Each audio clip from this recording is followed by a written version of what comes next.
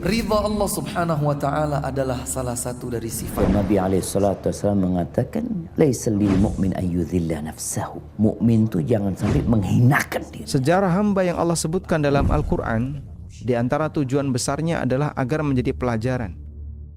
Assalamualaikum warahmatullahi wabarakatuh.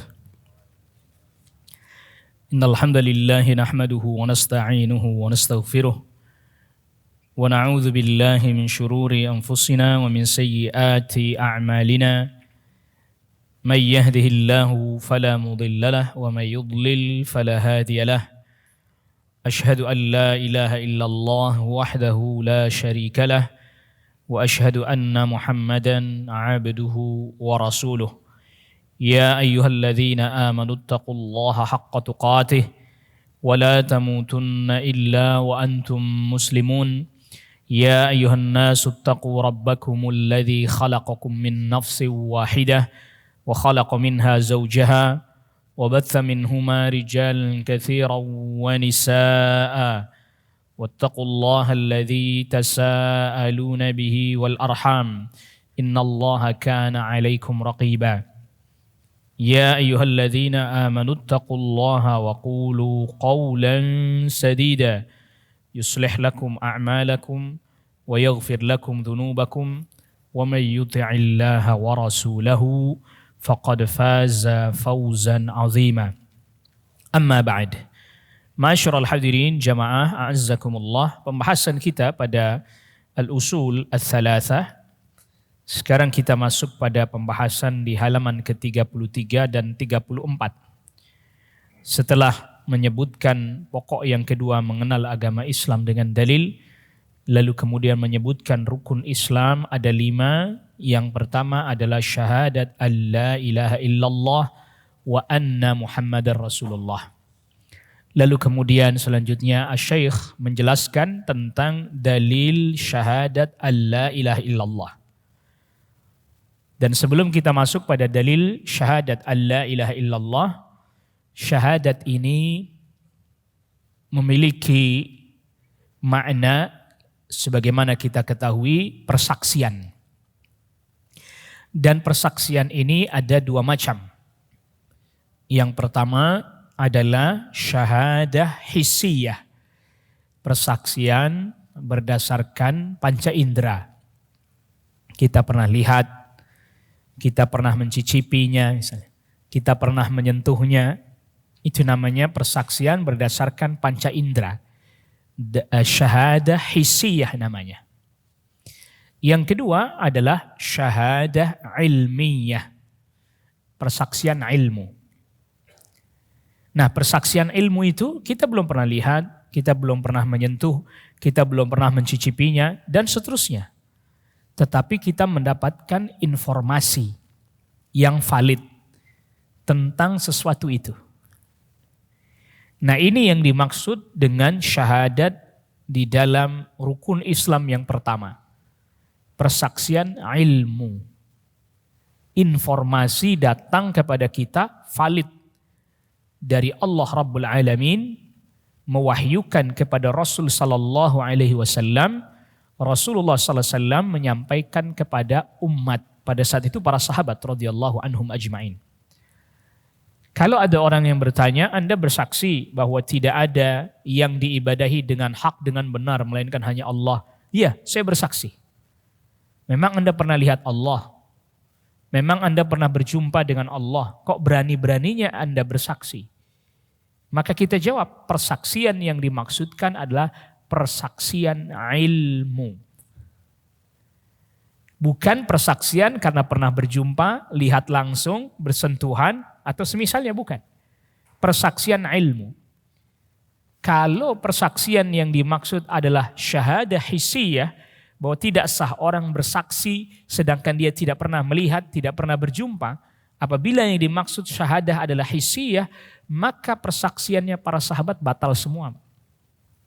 Memang ada sahabat yang pernah melihat Allah? Rabbul Alamin? Tidak ada kan? Memang ada para sahabat yang melihat surga? Tidak ada kan? Memang ada para sahabat yang kemudian pernah melihat neraka? Tidak ada. Kalau Rasulullah SAW pernah diperlihatkan kepada beliau surga, neraka ketika Mi'raj. Itu pun tentang apakah melihat Allah Rabbul Alamin atau tidak ketika Mi'raj, terjadi diskusi dan pembahasan di antara para sahabat bahkan. Termasuk kemudian di antara para ulama. Jadi kalau persaksian di sini harus dengan panca indera kita, termasuk dengan penglihatan kita, disyaratkan harus seperti itu, maka enggak ada yang sah Islamnya. Hatta Rasul enggak sah Islamnya. Tidak mungkin masa kita katakan kita memegang pandangan para ulama yang mengatakan bahwa Rasul tidak melihat Allah langsung ketika Mi'raj. Tetapi yang dilihat cahaya. Nurun anna arahu. Saya lihat cahaya bagaimana saya lihat langsung kepada Allah Rabbul Alamin. Berarti apa? Islamnya Rasul batal. Kalau Islamnya Rasul batal, Islamnya para sahabat batal. Bagaimana Islamnya orang di belakang? Jadi ini harus kita kuatkan dulu ini makna syahadat ini. Bahwa yang dimaksud di sini adalah persaksian ilmu. Itu satu. Yang kedua, dan ini nanti akan disebutkan dalilnya oleh Asy-Syaikh rahimahullah ta'ala. Yang kedua, yang diminta untuk mengucapkan syahadat itu apabila orang itu pernah berbuat kesyirikan, kekufuran yang mengeluarkan dia dari keislaman. Atau memang dari kecil dia sudah kufur di luar Islam. Saya ulangi lagi, yang diminta untuk mengucapkan syahadat sebagai tanda dia kembali kepada Islam, kalau orang itu pernah berbuat kekufuran, berbuat kesyirikan, maka dia bersumpah, misalnya contoh dia bersumpah dengan menyebut nama selain Allah Rabbul Alamin. Wa may yahlif billah falyaqul la ilaha illallah. Siapa orang yang bersumpah dengan menyebut wa may yahlif bi ghairillah, siapa orang yang bersumpah dengan menyebut nama selain Allah, kafaratnya dia baca syahadat. Kafaratnya dibaca syahadat. Atau memang dia bukan orang Islam dari kecil. Lalu dia masuk Islam, dia ucapkan syahadat sebagai tanda dia masuk ke dalam Islam. Tapi apabila dari kecil dia sudah orang tuanya Muslim, lahir dari dua orang tua yang Muslim, maka tidak dituntut darinya untuk bersyahadat lagi. Tidak diminta kepada orang itu untuk bersyahadat lagi ketika dewasa. Kamu kan gak pernah ngucapin syahadat, gak pernah menyatakan masuk Islam. Gak diminta lagi. Karena Rasulullah Sallallahu Alaihi Wasallam bersabda di dalam hadis yang sahih diriwayatkan oleh Imam Muslim, iyakuna muslimaini fa muslimun. Kalau kedua orang tuanya Muslim, lahir anaknya dihukumi apa? Muslim. Abdullah bin Zubair. Abdullah bin Zubair. Ini disebut oleh para ulama ahli sirah sebagai anak yang dilahirkan pertama kali dari dua orang tua yang sudah masuk Islam. Ayahnya sahabat Az-Zubair ibn Awam, ibunya yaitu kakaknya Aisyah, Asma bintu Abi Bakrin, dua-duanya masuk Islam, menikah, hijrah ke Madinah, lahir anak Abdullah bin Zubair. Para ulama katakan ini di antara anak yang pertama kali lahir dalam Islam. Maksudnya lahir dalam Islam, ayahnya ibunya sudah Muslim. Tidak ada Rasulullah SAW meminta kepada Abdullah bin Zubair, kamu ketika udah dewasa baca syahadat lagi. Atau ketika udah besar, para sahabat senior, kamu syahadat lagi. Tidak ada. Jadi ini merupakan hal yang harus kita fahami. Bahwa syahadat yang menyatakan dia masuk Islam, kalau dia dari kecil kafir. Atau dia pernah keluar dari Islam, imma murtad, atau dia mengerjakan kesyirikan, kekufuran yang menyebabkan dia keluar dari Islam, dia taubat, kembali lagi dia baca apa? Syahadat. Adapun syahadat yang kita baca di dalam salat, atau setiap habis wudu, kan baca di antara doanya, asyhadu an la ilaha illallah wahdahu la syarikalah, wa asyhadu anna Muhammadan abduhu wa rasuluh, itu zikir. Syahadat tapi berfungsi sebagai apa? Zikir. Kok Anda masih baca syahadat aja, kan udah Islam. Zikir itu. Yang Rasulullah SAW anjurkan kita membaca pada tempat-tempat tertentu. Seperti contohnya tadi, habis wudhu misalnya. Jadi perlu kita ketahui ya. Jadi membaca syahadat, orang baca syahadat itu ada kalanya dia baru masuk Islam. Atau dia pernah Islam lalu murtad, masuk Islam lagi. Itu syahadat yang menandakan dia kembali ke Islam. Atau yang tadinya belum Islam masuk ke dalam agama Islam. Dan orang yang lahir dari dua orang tua Muslim tidak perlu lagi diminta syahadat ulang di depan siapapun. Di depan siapapun. Di depan gurunya, di depan pimpinan, apalah istilahnya, enggak ada. Dia status muslimnya telah melekat pada dirinya, kendati pun dia tadi tidak mengucapkan syahadat dari kecil dengan sebab orang tuanya. Maka Islam keturunan di dalam Islam itu sah. Wanda ini Islam keturunan sah, alhamdulillah. Dari orang tua sudah Islam. Jadi nggak perlu syahadat lagi. Jadi kalau ada orang mulai membuat keraguan-raguan, emang kamu pernah ngerjain rukun Islam yang pertama syahadat kapan? Kan itu ditanya kadang sebagian orang. Berarti kamu belum Islam dong. Maka kita jawab, orang tua saya sudah Islam dua-duanya dan Rasul memperkenankan itu. Kalau dua orang tuanya Muslim, anaknya Muslim. Poin penting yang harus kita pegang. Karena ada dua syubhat yang sering dilontarkan. Emang kamu kapan ngucapin syahadat? Syahadat kan rukun Islam pertama, betul. Kapan kamu ngucapin? Kamu berarti belum Islam dong. Ada syubhat itu. Jawabannya, orang tua saya udah Islam. Jadi gak perlu lagi saya ngucapin syahadat. Karena Rasul telah sabdakan, kalau dua orang tuanya Muslim, otomatis anaknya Muslim. Sama, kamu bersyahadat, bersaksi, iya. Emang pernah lihat Allah? Nah, itu. Syubhat kedua itu. Emang pernah lihat Allah? Pernah jumpa Allah? Berani-beraninya Anda jadi saksi sedangkan gak pernah lihat Allah. Kita jawab, persaksian yang dimaksud ini persaksian ilmu. Loh emang Anda berilmu? Iya. Wahyu sampai kepada Rasul SAW, diwahyukan kepada Rasul, Rasul sampaikan kepada kita. Buktinya, baru nih masuk dalilnya.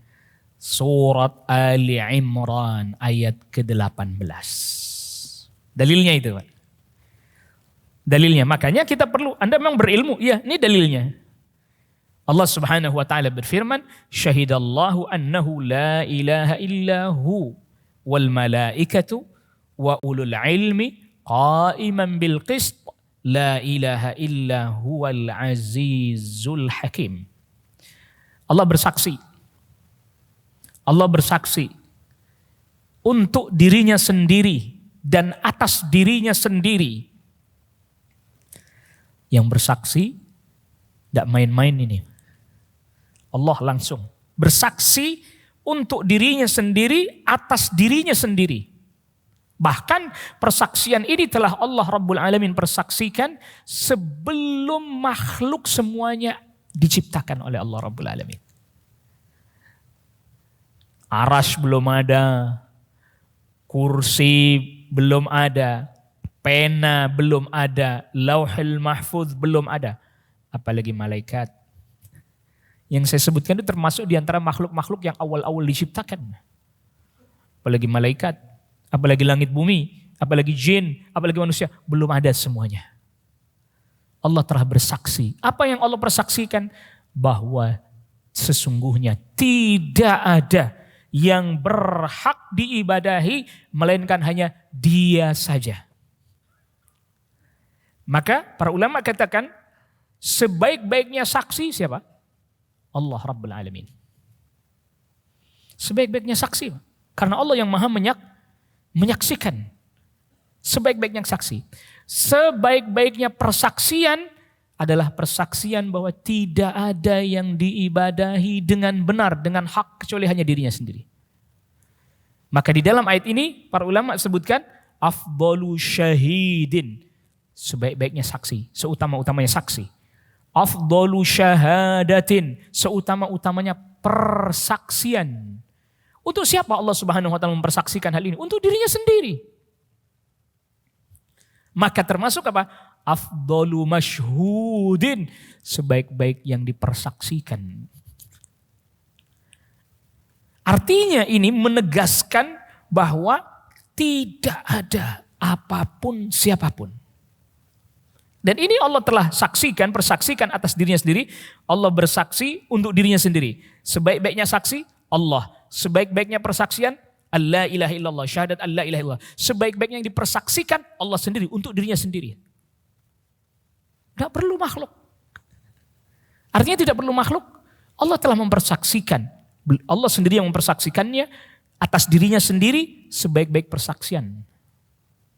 Lalu Allah Subhanahu wa taala perintahkan kita, semua makhluk termasuk malaikat, agar supaya bersaksi sebagaimana persaksian Allah, sebagaimana persaksian yang terbaik yang telah Allah saksikan, sebagaimana sebaik-baiknya yang dipersaksikan. Wal malaikatu. Para malaikat juga bersaksi dengan persaksian ini. Karena malaikat adalah makhluk yang diciptakan oleh Allah Rabbul Alamin dalam rangka beribadah kepada Allah. Tidak mungkin mereka menyimpang. Tidak ada namanya malaikat menyimpang. Nah, lalu kemudian selanjutnya, siapa lagi yang bersaksi dengan persaksian ini? Wa ulul ilmi. Di terjemahannya ulul ilmu, orang-orang yang apa? Berilmu, itu terjemahannya.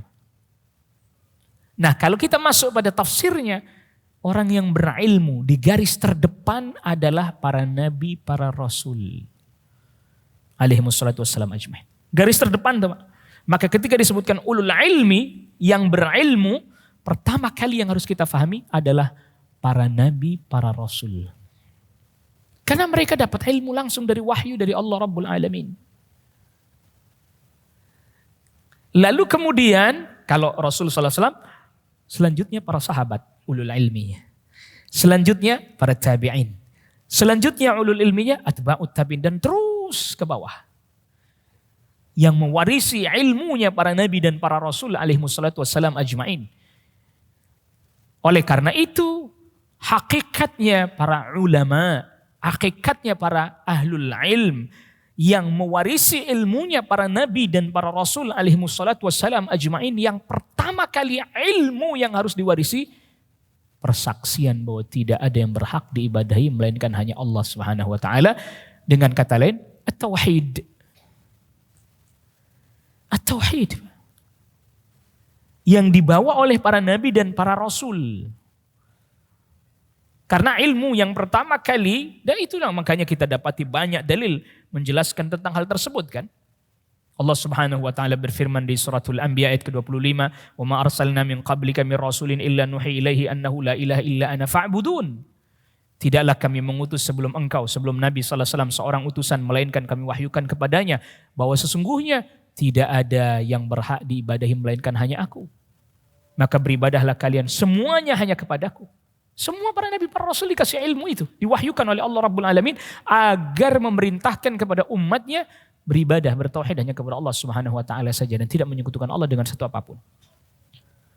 Allah Subhanahu wa taala berfirman di suratul Nahl ayat ke-36, "Wa laqad ba'atsna fi kulli ummatin rasula an i'budullaha wajtanibut taghut." Dan telah kami utus pada setiap umat seorang utusan, semuanya menyeru, an i'budullah. Beribadahlah kalian hanya kepada Allah saja. Wajtanibut taghut, dan jauhi segala sesuatu yang diibadahi selain Allah Rabbul Alamin. Semua para nabi dan rasul. Rasulullah sallallahu alaihi wasallam juga menegaskan tentang hal itu. Al-anbiya'u awladu 'allatin da'watuhum wahidah wa ummahatuhum syatta. Para nabi, para rasul itu adalah saudara, seayah, agamanya sama, ibunya yang beda. Nabi Ibrahim alaihissalam, bapaknya para nabi, para rasul, ada Hajar, punya anak Ismail alaihissalam. Lalu kemudian Sarah, istrinya, punya anak Ishak. Ayahnya sama, agamanya sama. Millah Ibrahim, dakwah tauhid. Ibunya beda. Turun ke bawah. Lalu kemudian Ishak menikah dengan seorang wanita, orang Arab. Imamul Hafidh Ibnu Katsir nyebutnya Rifqa. Orang-orang di belakang nyebutnya Ribka. Punya anak dua, laki-laki. Yang pertama Aisu, ada yang bacanya Ais, orang Arab. Yang kedua adalah Ya'qub. Nanti Ya'qub alaihissalam punya istri dua. Awalnya dua istrinya. Kakak adik dinikahi. Anak dari pamannya Nabi Ya'qub dari jalur ibu, dari jalur Ribka. Nama pamannya Laban, dibaca panjang lamnya, bukan pendek. Kalau pendek susu jadinya. Laban. Laban punya dua anak perempuan. Yang satu yang ada membacanya dengan Laya, ada yang bacanya dengan Lia. Yang kedua Rahil. Bahasa Arabnya Rahil. Bahasanya orang sekarang Rahel. Jadi kadang pengucapannya beda. Orang Arab nyebutnya Rahil. Orang kita nyebutnya Rahel. Atau orang Barat nyebutnya Rahel. Lalu kemudian dari Lia ini punya anak 6 laki-laki, 1 perempuan. cuman belakangan ini nanti Rahel punya anak 2 laki-laki tapi belakangan lahirnya belakangan duluan ini. Bahkan sempat ada 2 budak. Ini Lia punya budak dikasihkan ke suaminya. Suruh dinikahi, orang zaman dulu begitu. Ini syariat orang terdahulu, saudari dinikahi boleh. Rahel juga punya budak suruh nikahi. 2 budak masing-masing punya anak laki-laki. Sehingga jumlah seluruhnya anak laki-laki itu 12. 6, 2, 10, 2. Nah 2 dari Rahel namanya Yusuf Bunyamin. Jadi 12 anaknya Nabi Yakub alaihissalam yang laki-laki, 6 dari Lia, 2 dari budak, 2 lagi Yusuf Bunyamin. Awal mulanya sebenarnya Nabi Yakub alaihissalam hendak menikahi adik yang Rahel itu. Tapi sama Laban ternyata setelah memenuhi syarat harus menggembala kambing selama 7 tahun, dinikahkan sama anak yang pertama. Loh kok sama anak yang pertama? Tradisi kami nggak boleh. Kalau masih ada kakak perempuan, adik perempuan nikah duluan. Udah dari dulu ternyata ada tradisi itu. Mungkin orang Indonesia niru orang zaman itu mungkin ya. Nggak boleh. Akhirnya yang dinikahkan kakaknya dulu. Adiknya lebih cantik emang udah diincer. Mungkin bahasa kitanya udah diincer lah. Udah diincer nih. Oh alah. Nah kata Laban, kamu mau nikahin adiknya juga? Boleh. Pada satu syariat itu bolehin. Sekarang jangan coba-coba. Sekarang nggak boleh. Wa antajma'u bainal ukhtain. Allah melarang, mengharamkan, mengumpulkan 2 saudari. 2 aja nggak boleh, apalagi 3. Kakak beradik 3-3-nya, 4-4-nya nggak boleh. Syariat itu boleh. Syaratnya gembala kambing 7 tahun lagi, jadi 14 tahun. Baru Rahel. Nah dari Rahel lahir Yusuf dan Bunyamin. Yusuf ganteng. Ibunya cantik memang. Ibunya cantik. Gennya gen dari Rahel itu. Gen dari Rahel. Nah mereka ini kemudian 12 anak laki-laki ini di dalam suratul Baqarah disebut dengan Al-Asbat. Al-Asbat. Itu mereka semua jadi nabi nanti.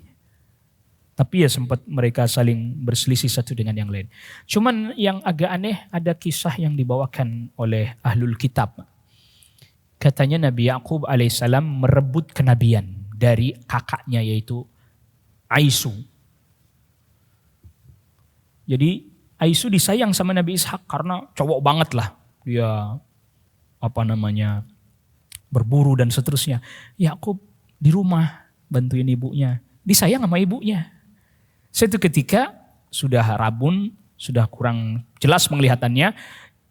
Nabi Ishak katakan, kamu nanti yang akan mewarisi kenabian. Sekarang pergilah berburu, sediakan saya daging kambing, maka nanti kamu saya akan berkati. Berangkat ibunya atau istrinya Nabi Ishak dengar itu.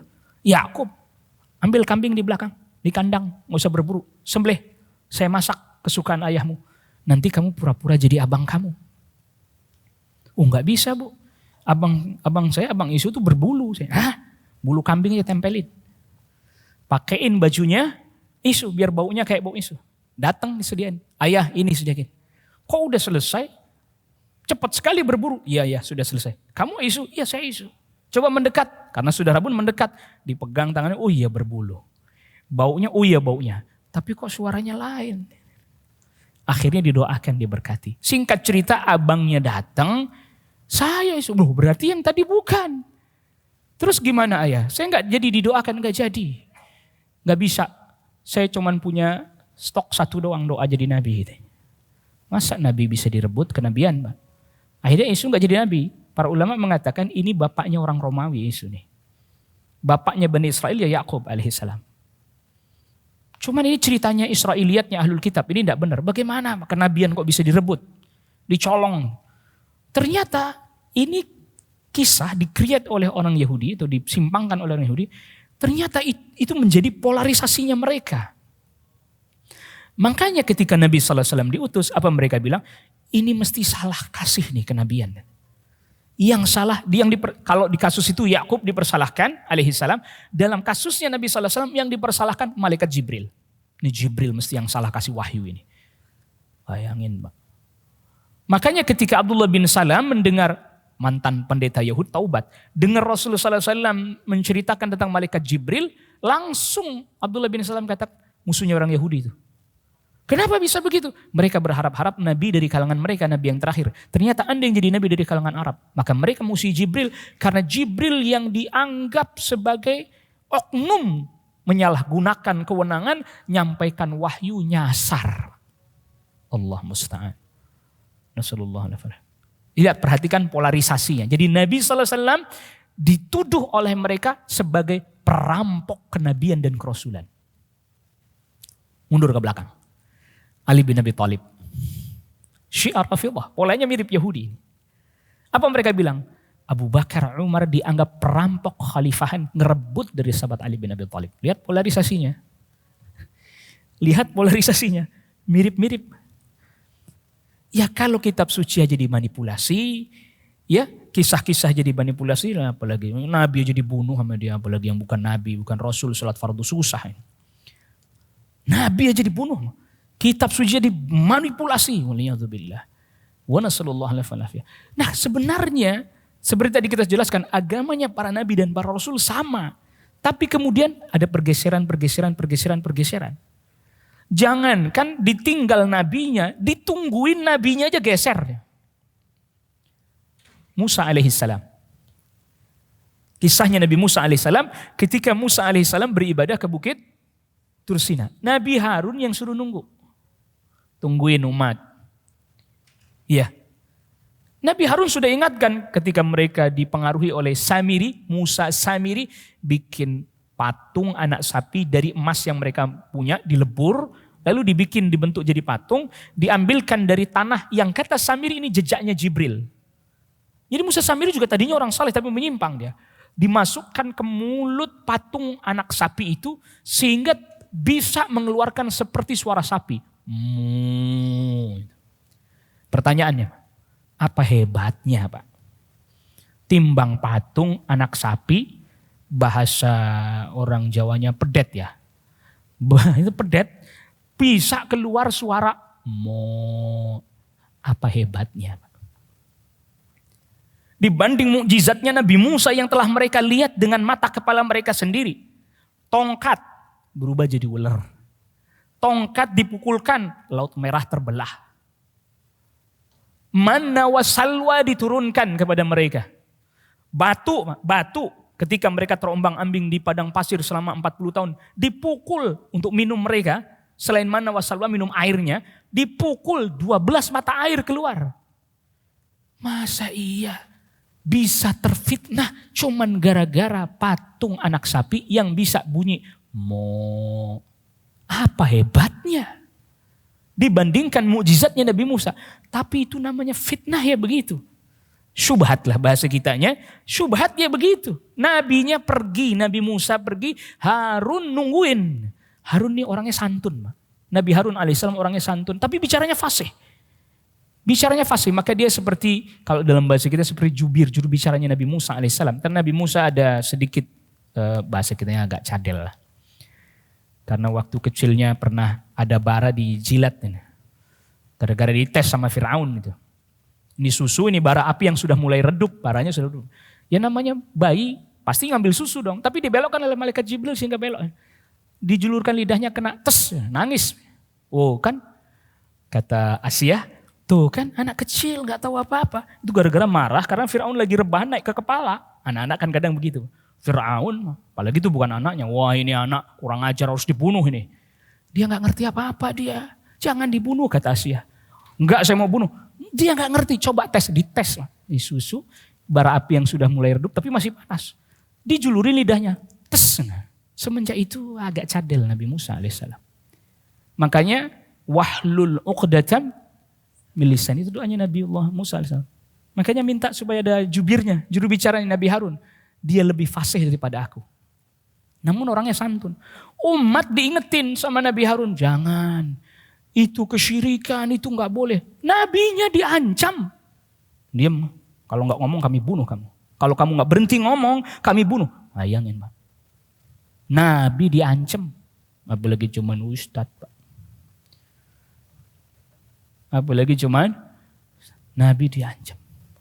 Maka sepulang dari Bukit Tursina marah Nabiullah Musa alaihissalam.